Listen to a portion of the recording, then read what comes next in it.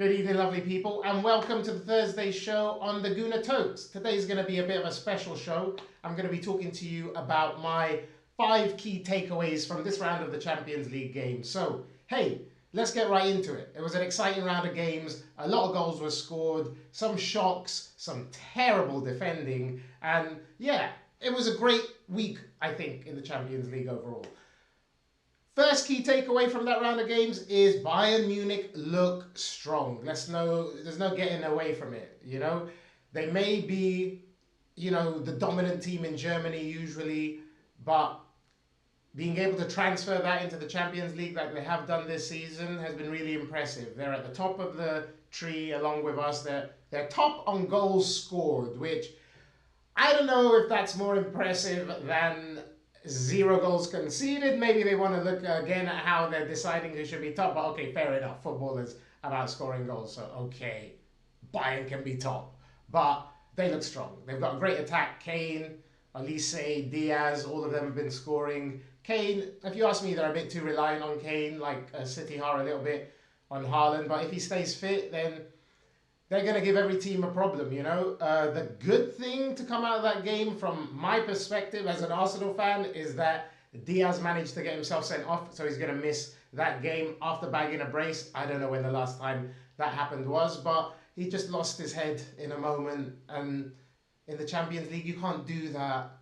You are going to get carded for that, and it got upgraded, and there you go. He's out of the game. So as far as I'm concerned, that's good news for us, and one less threat to worry about. It's going to be easier trying to keep just Kane and Elise quiet rather than Diaz. But of course, they've got Gnabry to step in. So, I mean, who am I kidding? It's going to be tough, whatever happens. So, yeah, Bayern Munich are looking strong, and only 3 goals conceded as well. So, it's not like they're letting in many either. So, it's going to be interesting when we finally meet them. Next key takeaway is the Spanish teams did not have a good round. The only team to win was Atletico. They didn't really have the hardest opposition. And of course, in the previous round, we smashed them 4-0. So that's still ringing in their ears a little bit. Villarreal lost. Real lost. Bilbao lost. Barca drew with Bruges. That round of games really showed, I think, the lack of true quality in the Spanish league. They've got great players, don't get me wrong. Real and Barca, of course, are 2 fantastic teams, but Liverpool made Real look like schoolboys, and we did that to them last season, and we did that to Atletico Madrid this season, and Barca drawing with Bruges. I mean, it's not been a good start, really, to the Champions League. I mean, Barcelona have done okay, but am I super worried about playing Barcelona? Not as worried as I would be about playing Bayern Munich, that's for sure. So I think the Spanish teams really need to step it up. Spanish football they tend to play their games at a slower pace, and so sometimes when they come against some opposition who's going to really put it on them, they find it difficult. Just like Real did against Liverpool the other night. That should have been more, let's be fair, Give the flowers to Liverpool for that one, good performance. I think everybody tuned in wondering what would happen, and thinking maybe that Liverpool would, they've been struggling recently, maybe Liverpool would find that game difficult, but far from it. They turned them over, and Spanish teams have struggled this season, so I'm not particularly worried or looking at them as potential Champions League contenders, not just yet. Of course, you can never rule these types of teams out, especially Real Madrid. We all know what they've done, but so far the Spanish teams are struggling, if you ask me. Which is a little bit different from the Prem teams. Liverpool got a win, of course, against Real Madrid, like I just said. Arsenal we got a win against Slavia Prague. Great win away from home. We've played all types of opposition now, home and away, and so we haven't conceded. So I think that shows our strength in depth, really, particularly with the players that we were missing. Manchester City did the business as well. Haaland looking like a beast. He's going to take some stopping. Yeah, I think the only way to stop Haaland right now is he picks up a little injury that keeps him out for a few games, or, I don't know, he gets into a poor run of form, but that doesn't look like it's happening. And Phil Foden played all right as well. So, yeah, City looking in form, Liverpool looking in form. That's going to be a really, really fiery game on the weekend. So I'm looking forward to that. And Newcastle as well. Great win against Bilbao. So English opposition doing it against Spanish opposition again there. What a goal from Dan Burn. What a head. I've never seen a header bend like that. It's like he curled it round with his head. I've never seen that before. That was incredible. And Spurs getting a good win, 4-0, nothing to sniff at. So the English teams did well. Chelsea was the only team that let the side down to Karabag, who have actually had a few good results so far in the Champions League. They won against Spanish opposition and they've drawn against Chelsea now. I think they played not the best teams in their other game or two. So, I mean, I don't expect them to be challenging for the Champions League. But hey, if they continue like that, they may be able to get into the playoffs at least for the knockout round. That would be really massive for Karabag. They've come a long way from, I think, the first time when everybody heard the name, and yeah, there's all the carrier bag jokes, but they haven't been a joke this season, and Chelsea found that out in the game yesterday. So, but otherwise, the Prem teams are looking strong, and there's a lot of Prem teams in that Champions League. Arsenal, Liverpool, City, Spurs, Newcastle, Chelsea. There's 6 teams, so there's a big opportunity for a lot of English teams to go quite far in the competition. Of course, the only one I want really going far is Arsenal, but let's just see how that all plays out. We've got Bayern in the next game, so we'll talk about that again, like I said, when it comes closer to the date. The next key takeaway, the fourth key takeaway from the Champions League was watching that Spurs game. Wow, Copenhagen might be the worst team I have seen playing in ages.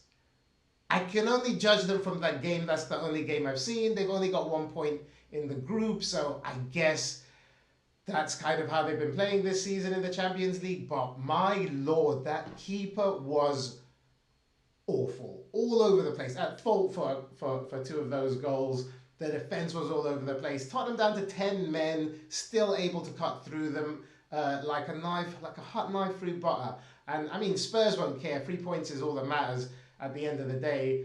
And Copenhagen were shockingly bad to me. No offense, Copenhagen, but that is definitely one of the worst performances I've seen this season, particularly in the Champions League. You don't really expect that kind of level of defending or keeping. But hey, Spurs got the 3 points and they'll move on from that.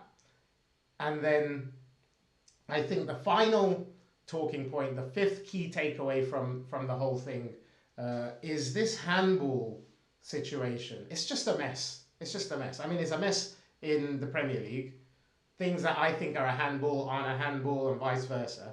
But to be fair, in the Premier League, I think they try as much as possible to not give a handball, even though I would say, yeah, that's a handball, There's all this natural position, unnatural position, etc., etc.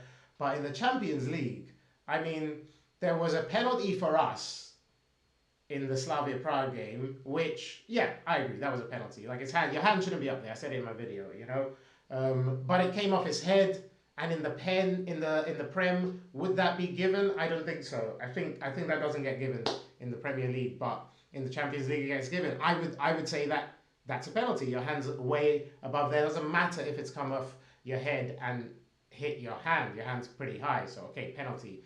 Then there was the Real Madrid against Liverpool game. I mean, is that a natural position? He's moved his body out of the way, therefore his arm really shouldn't be there, therefore it should be a pen, but his arm was already there. So, there's, I guess, grey area in that. And then the penalty against Chelsea where my guy is just moving, my guy is just running, and then boom, ball comes off him, when it's played in. So the whole handball rule is a bit messy right now, I think, across Europe. In the Premier it is, and in the Champions League it is. There's just no consistency, so you don't really know where you are sometimes. And I can sympathize with the footballers in that situation, because you're keeping in your mind one set of rules, and okay, that would be or that wouldn't be, so you would act or react in a certain way based on those rules, and then if they're chopping and changing from one competition to the other, or there's not consistency from one game to the other, it creates a situation where the footballers are unclear of what to do, and it creates unfairness because the games are being refereed in completely different ways. And I think that's really the crux of the matter. You know, we need to have fairness. We need to have equality across the league. I don't think any reasonable football fan would say, okay, for me, this exact incident, I want it to be a pen, but for another team, I don't want it to be a pen for them. You know, I think realistically, everybody wants every decision to be fair and equal. And I think that's the problem with the whole handball issue. So it's something that I think they're going to have to look at, the authorities. I mean, they're constantly reviewing the rules for one thing or another, and always about something that no one has a problem with, you know? And even when they do it, they don't enforce it in the proper way. So just refereeing for me is a mess, and probably something I'm going to do a whole show about. I will keep an eye on a lot of the games in the Premier League over this weekend coming, and just looking at the refereeing decisions, particularly for handballs, and how are they being applied, the rules across all the teams, because that's, like I said before, that's all I want, that's all anybody wants, and that's why people criticize the referees so much. When you have VAR, and you have the ability to look back at something as many times as you want, I don't think that there should be as much disparity in decisions as we're getting. You should be able to look back and say, okay, this was where we, you know, set the benchmark, and therefore everything must be judged against this. If this was a pen, then this is the same or worse. Okay, fine, it's a pen. Or that is not as bad as that, then it's not a pen. So I think there needs to be a little bit of more guidance, really, across the board, and a little bit more communication to the players and to the fans, because nobody knows what's going on. Like, you're guessing, you're speculating. I mean, okay, maybe that's what they want, this bit of drama, because VAR has removed an element of the pub discussion that we used to have, you know, because when a ref made a bad decision, a bad call, before we had VAR, you would debate it and you could accept, okay, it's a human error, and then you could debate it with your friends in the pub over a beer or whatever, and that was part of the fun of it, because it was kind of a subjective thing, and you can make allowances because of the pace of the game and maybe the positioning of the players and crowded bodies and all that kind of stuff. But once you have the opportunity to slow it down and look back at it and have people who are supposed experts, that's the problem, really. You need to have VAR needs to be completely separate from refs. It doesn't make sense that you have refs running this tech and then making subjective calls based on their bias as a ref. You need to have people who understand the technology running it, and people who understand the laws of the game and apply them in a black and white fashion without having any personal connection to any of the referees involved. It creates this, you know, murky kind of area with stuff where, I don't know, it's easy to kind of support your mate. I mean, some refs have said it before, they don't want to make their mate look bad or contradict them or this, that, or the other. So anyway, that's a story for another day. But overall, hey, the Champions League, Bayern looks strong. They're going to be a tough nut to crack when we meet them. The Spanish clubs really need to get their act together. I mean, it's early in the league, early in the season, so there's plenty of time for that. But time waits for no man, and the English teams are investing a lot and moving things forward. So the Spanish teams really don't want to get left behind on that. Which brings me to the third key takeaway. Like I said, English teams looking strong. A lot of big, good wins this week for all considered, bar Chelsea against Karabag. But overall, really strong performance by the Premier League in Europe. Copenhagen, wow. That keeper. Maybe he just had a bad day at the office, man. We've all been there. We've all had that. And finally, that handball thing. Something's got to be done. But yeah, hey, That's it for the Thursday show. My 5 key takeaways. Thank you very much for being in here. And I will see you tomorrow. I'll be doing a little pre-show heading into the weekend. And we'll be doing live watch along for the big game on Saturday. This is the late kickoff against Sunderland. So like I said, preview to come for that. Don't forget to like, subscribe, share, and let's grow the community together. Take it easy. Have a good evening. Bye.